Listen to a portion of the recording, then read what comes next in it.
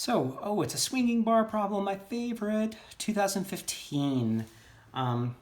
Uniform thin rod of L and M is attached to the pivot. Using integral calculus, derive the rotational inertia for the rod to show it is that. Okay, so here we go. I is equal to the integral of r squared dm, right? That's what that says. But now let's remember, what is dm? Well, I've got a line here, so I've got lambda is dm over dr.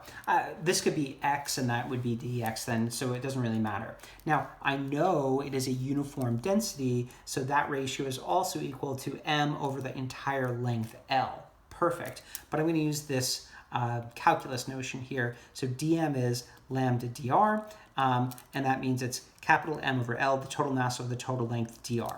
Let's put that in. Boom, I've got then r squared m over L dr. I can integrate that, and what am I using it from? Oh, from 0 out to L, because that's where the pivot is. How simple is this? R cubed over 3 m over L, 0 to L, and boom, there's our result, L cubed m over 3L. One of the L's goes away there, minus 0, or 1/3 mL squared. Boom, nice and simple. Okay, the rod is fixed at one end and allowed to fall from horizontal position to here, drive an expression for the velocity at the free end. Now, they're trying to screw you because we don't care about the point, because it is a swinging rod. We have to care holistically about the motion. So what we're going to do here is use energy. Why are we using energy? Because the torque is not constant, right? We've gone through this a whole bunch of times, right? Because if I was to draw the force of gravity here at the center of mass, there's the center of mass. That force, that lever arm distance for that force of gravity is decreasing, so it can't do that. It's a swinging bar problem, which means it is an energy problem. Let's make this UG is equal to 0. And so we'll talk about position E, position B, work non-conserved is equal to 0. And so initially there's no energy. And then finally UG equals UG plus KER. So this is equal to the mass of the rod, G. Where is that pivot with respect to my UG line? It's negative L over 2 down, plus 1/2, 1/3 mL squared omega at point B, right? Yep, okay, cool. So now I can do this. I probably should have just moved that up, but I'm just gonna move now to here. I don't wanna be jumping around on the AP exam. We wanna make sure that we're being a little bit more coherent with this. Sorry, I'm not being terribly coherent. So I have mg L over 2 is equal to 1/2, 1/3 mL squared omega B squared. Let's get rid of that. Whoops, not this. Let's get rid of an L and an L, a half and a half. An M and an M, right? So I've got 3G over L is equal to square root omega at B. Now, I don't actually want omega at B. I want the velocity at point B on the thing. And so that's omega at point B to R for point B. So that's radical 3G over L. And then point B is L away from the pivot, which gives us radical 3GL. All right, cool. Fairly standard. That's a problem we've seen and done before. All right, an experiment is designed to test the validity of the expression found. Oh, okay. What would we plot? Let's see. And the data is, okay. So we know the velocity of the free end, okay? So we want to find little g. Okay, so looking at this, I've got v is equal to the square root of 3GL. I want something where g is going to be the slope. So let's square both sides. That's v squared is equal to 3g over L. Awesome. So I want to plot v squared in meters per seconds over second squared, and then 3 times the length, and that's going to be meters. And so we're going to make a graph over here. It's going to ask what's on the vertical and what's on the horizontal. The horizontal apparently is 3L, and the vertical is v squared. All right, so let's now generate all of those numbers. So this is the truly boring part of this, right? And this is why it's time consuming.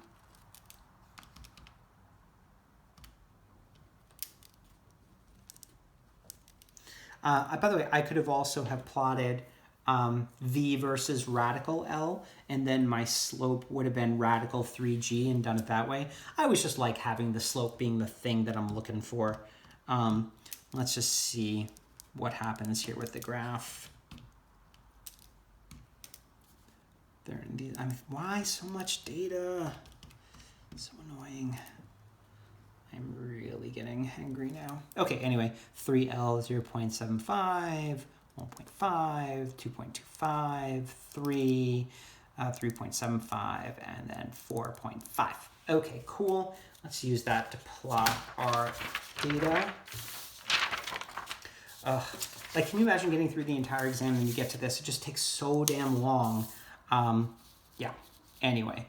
3L in meters is here. V squared in meters squared over second squared is here. I need to go from 0 to 40 essentially. So here we go, 10, 20, 30, 40. I'm not really using as much of the graph as I'd like, so they probably had something else in mind for you to do. Oh well, we're here. And so we're gonna do 1, 2, 3, 4, 5. Great.